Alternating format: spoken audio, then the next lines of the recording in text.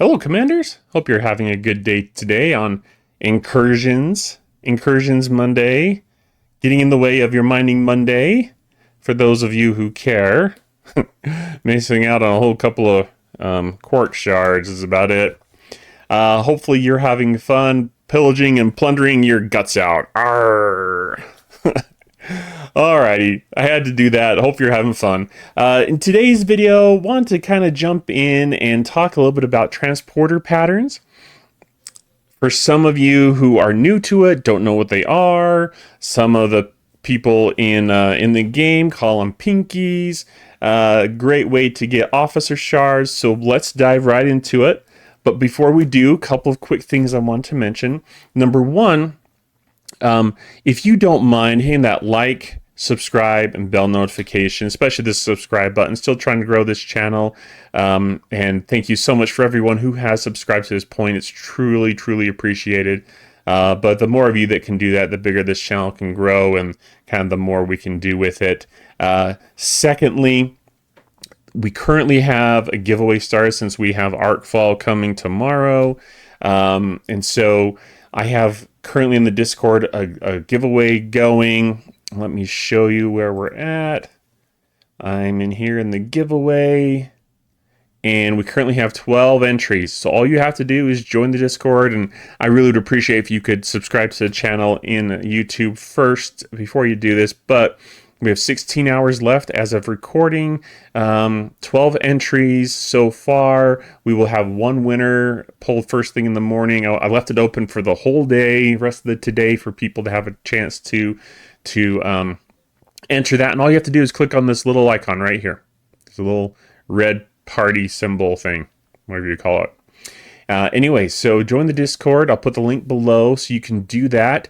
And then all you have to do is come in here and hit this little button here, and it will add you as one of the entries. And randomly, this giveaway bot will pick someone. So that's what we're gonna do this time.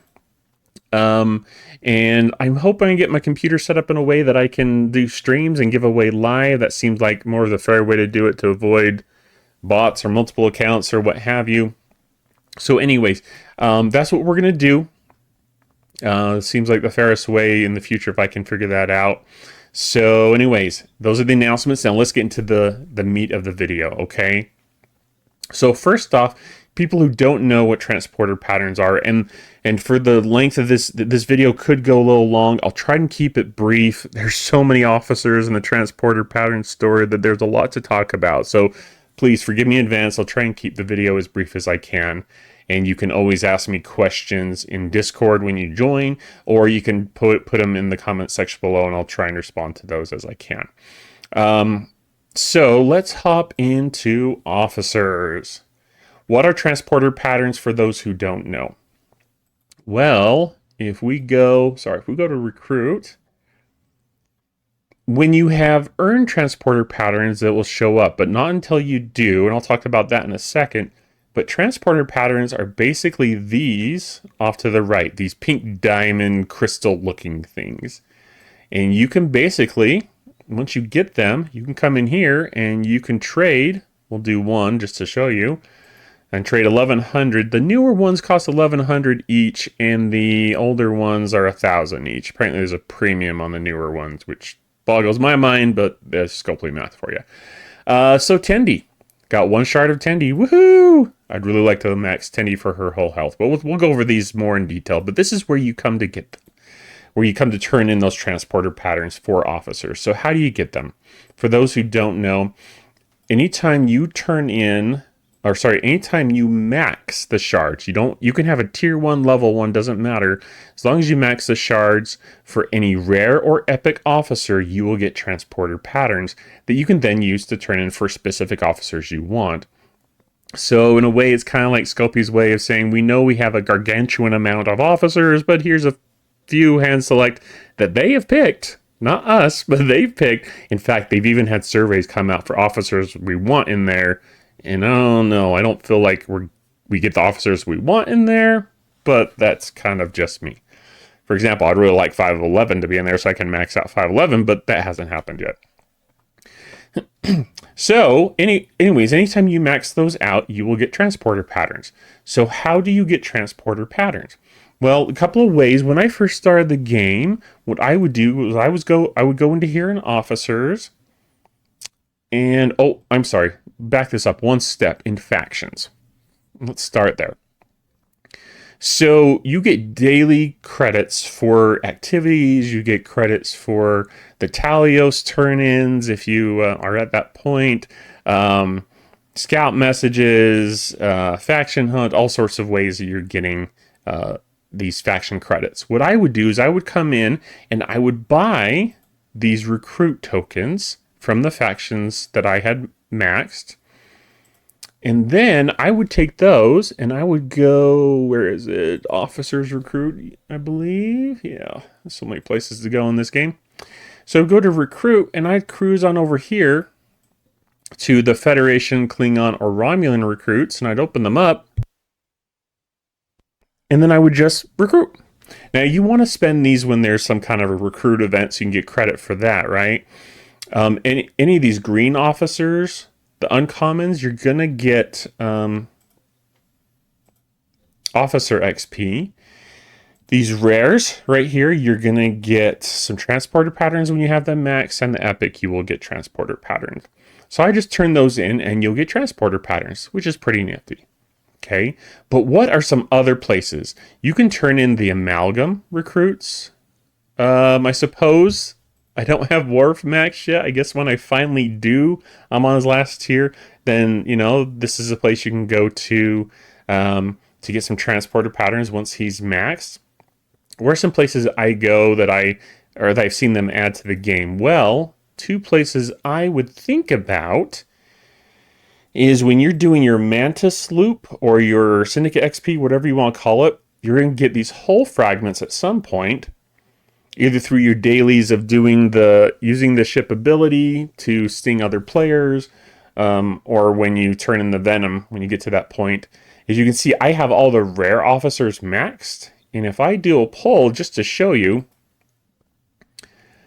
I have Pike max and all the rare officers max, and I've done it either through transported patterns or here.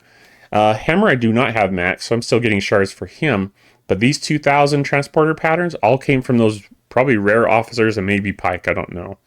I just hit the button too quick. But that's one place you can get them. Another place you can get them, this last option I'll mention real quick, is if you go into factions, and here we are, if we go to the augment, there's 2 recruit packages.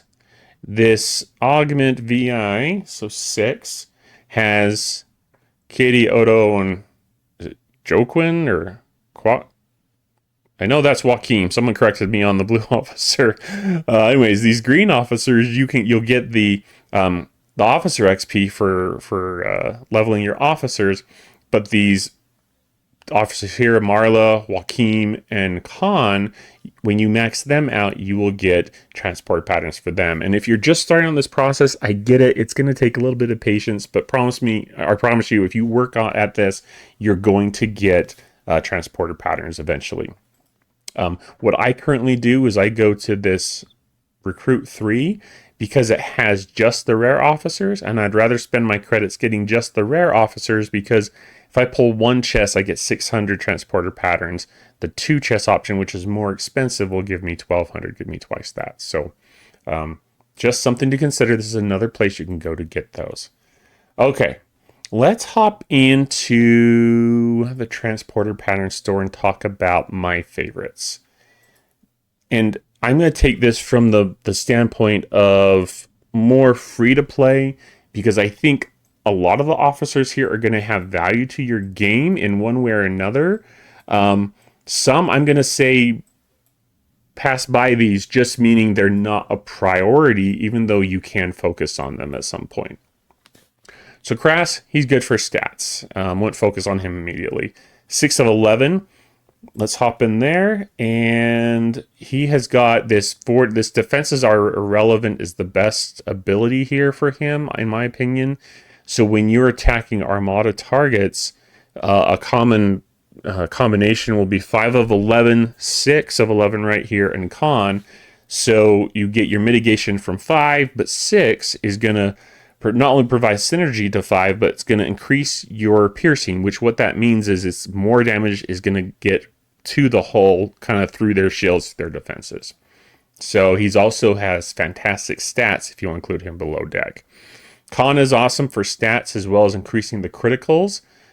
Critical hit chances. There's a lot of other officers that do same or similar things now. Back in the day, he was like the go-to guy. But even now, I'll still use him on some of my ships for solo armadas. So he's fantastic. Stella, sometimes I'll use him. But he's also great for high-level players to put below deck for stats. Mitchell, not one I'd focus on immediately, even though he has decent stats, I think, for defense. Carol Marcus, I wouldn't focus on her. She's got, she's good on a couple of away team missions for speed ups. She's also good for Latinum on that mission, on the away team mission. There's a rainbow mission for faction credits that she's good to put on, so that's something you may want to consider. Pike is still good. There's other officers. It used to be that Pike Monroe Chen or Pike Monroe Talon was the hostile grinding crew that you would always use. They've come out with a lot more options now, but he's still a great officer in my opinion. Like, I can throw him on with some other officers and put a ship in augment space to auto grind for ship XP. So he's still a good option, although he's probably not as much top of my list, but maybe that's because I have so many of the other hostile grinding crews that I don't need him as much. Okay, King, Charvinick, and Marcus, Alexander Marcus in this case, are what some people in the game call the Trinity officers. And why is that? Well, in the game, you have 3 ship types. You have interceptors, battleships, and explorers. And each one of these officers are good at reducing the defenses, you could say, of the ship, whether it's dodge or whether it's shields, whatever it is. They do a good job of reducing that so you can get more damage to the ship and to the hull. King is good against King is good against interceptors, not explorers. Charvinick is good against battleships, and Alexander Marcus is good against explorers. Even though the PvP crews, used to be you would put these officers on your PvP setup, they keep coming out with new metas for the PvP, unfortunately, and they really screwed up recently with Freeman, Carol Freeman, but and her cronies. But I still use these officers like King. I use him all the time when I take my Voyager out and hit the species, 8472, whatever it is. So these are still great officers that I would highly, highly suggest that you max. Okay. Nero's good for health, but I don't really use him much. I use Giorgio more for burning. Gorkon's good if you don't have Lorca, because Hull Breach is his officer's ability. And that Hull Breach will magnify your critical hit damage. So fantastic officer in solo armadas, things like that. Kirk is good to have an early game for triggering morale. There's other officers that do that. They even have Harry Kim, below deck officer that applies morale below deck, so you don't even need to waste an officer slot on that. So it's kind of a toss up. He is good on one of the away team missions for the away team credits. I usually send, Nero, Kirk, and I forget the third one off the top of my head, is a rare officer, but so he's good to have for that. Mud, I only use him for away team missions for the most part. There is some value of hitting heavies earlier on with a G3 ship, like an auger, but for me, not really that much value anymore. Your DC, I would use her. I wouldn't focus on her as much. There's an argument that can be made, though, that she is great for an away team's mission for Latinum.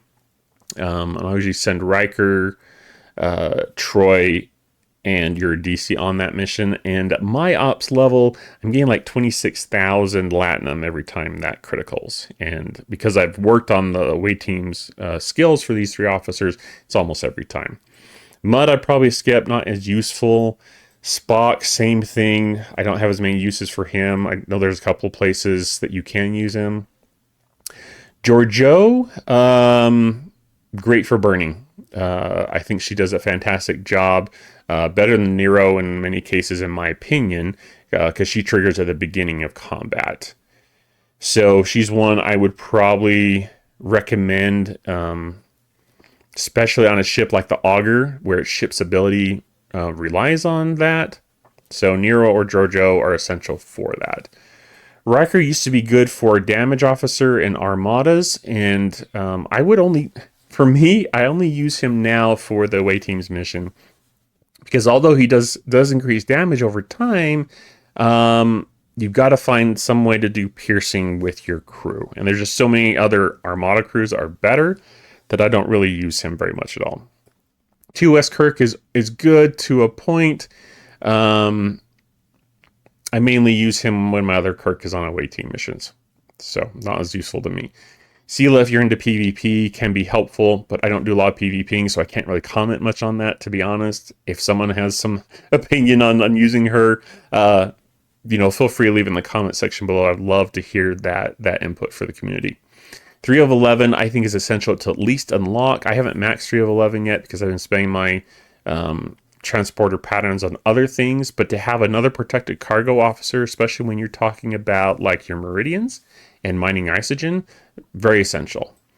Rom used to be the base cracking crews like captain, but now with the new prime that came out, kind of negates Rom, so that's kind of not very good in my opinion. So I would say at least unlock him.